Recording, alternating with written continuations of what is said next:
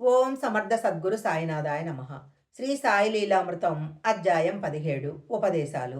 అనుగ్రహ బలము. ముముక్షుడైన వాడు శ్రోత్రియుడు బ్రహ్మనిష్ఠుడు అయిన గురువునే సమిధలు చేతబట్టుకొని పోయి ఆశ్రయించాలని ఉపనిషత్తులు చెప్పాయి. ఆ గురువు నిరతాగ్నిహోత్ర పరాయణుడిగా కూడా ఉండాలని దీని భావము. బ్రహ్మనిష్ఠులెక్కడో ఒక్కరైనా దొరకవచ్చు, శ్రోత్రియులెందరో దొరకవచ్చు, నిరతాగ్నిహోత్ర పరాయణులు కూడా ఎక్కడో ఒకరైనా దొరకవచ్చు. కానీ ఈ 3 లక్షణాలు గల సద్గురువు దొరకటం ఎంతో కష్టము. ఈ కాలంలో అది దాదాపు అసంభవమనే చెప్పాలి. శ్రీ సాయి అట్టివారే. ఆయన బ్రహ్మనిష్ఠులని ఎందరో గుర్తించారు. ఆయన నిరతాగ్నిహోత్రి అన్న సంగతి అందరూ చూసిన విషయమే. కానీ ఆయన సాటిలేని స్తోత్రియులన్న సంగతి తెలుసుకున్న వారెంతో అరుదు. కారణము, స్తోత్రియులను గుర్తించగలగాలంటే మనకెంతో శాస్త్ర ప్రావీణ్యం ఉండాలి. అంతేకాదు, స్తోత్రియులంటే నిజానికి వేదమెరిగిన వారే, వేద విధులే. మహాపతివ్రత తన సౌందర్యాన్ని, ప్రేమను సంపూర్ణంగా తన భర్తకు మాత్రమే ఏకాంతంలో ఎలా సమర్పించుకుంటుందో, అలాగే వేదం కూడా అర్హుడైన వానికే తన అర్థమంతటిని తెలియనిస్తుందని వారే వేద విధులని వేదమే చెప్పింది. బాబా అలాంటి వారే.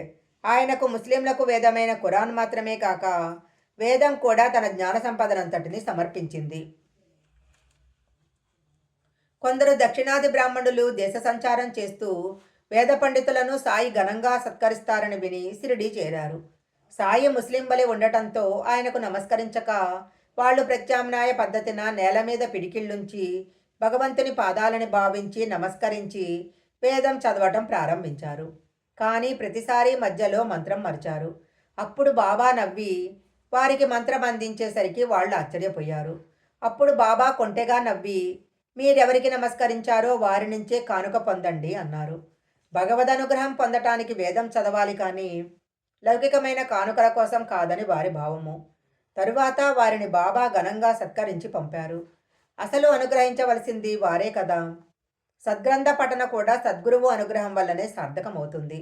అనుగ్రహానికి భక్తే సాధకం కానీ యుక్తి కాదు. జ్ఞానేశ్వర్ పారాయణ ఎప్పుడు మొదలుపెట్టినా దేవుకి ఏదో ఒక ఆటంకం వస్తుంటే దానిని బాబా చేతి మీదుగా తీసుకోదలచి అందులో ₹1 ఉంచి ఆయనకివ్వాలనుకున్నాడు. వెంటనే ఆయన కోరి అతని వద్ద ₹20 తీసుకున్నారే కానీ పారాయణ విషయమే ఎత్తలేదు.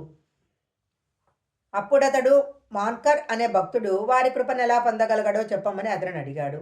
తక్షణమే బాబా అతనిని రప్పించి ₹20 దక్షిణ వసూలు చేశారు. దేవ్ మరలా మర్నాడు మాన్కర్ని ఆ విషయమే అడిగాడు. వెంటనే సాయి మరలా అతనిని పిలిపించి ₹25 అడిగి తీసుకొని కోపంతో, నువ్వు మసీదులో కూర్చో, నా గుడ్డ పేలికలెందుకు దొంగలిస్తావు? తల నెరిసిన ఈ పద్ధతి పోలేదా? గొడ్డలితో నరుకుతా జాగ్రత్త అని కేకలేశారు. అతడికేమీ అర్థం కాలేదు. నాటి మధ్యాహ్నం బాబా అతనితో ప్రేమగా, గుడ్డపేలికల విషయం చెప్పి నిన్ను బాధ పెట్టానా? దొంగతనం చేస్తే ఒప్పుకోక తప్పదు, ఏం చేస్తాము? దైవమే సాక్షి అని మరలా ₹12 దక్షిణ తీసుకున్నారు. నువ్వు రోజు ఉదయం వాడాలో జ్ఞానేశ్వరి పారాయణ చెయ్యి. నీకు మంచి జరీ సాలువ ఇవ్వదలిచాను. చింకిగుడ్డలో దొంగలించడం ఎందుకు అన్నారు. ఈసారి దేవుకు పారాయణ చక్కగా సాగింది.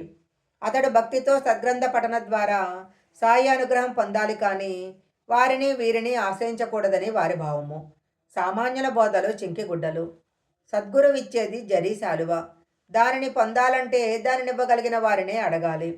ఎవరి సంస్కారానికి తగిన ఉపదేశం వారికి ఇవ్వగలగటమే సద్గురువు యొక్క ప్రత్యేకత. లేకుంటే లెక్కకు మీరిన సద్గ్రంథాలే మానవులందరికీ మోక్షమిచ్చి ఉండేవి కదా.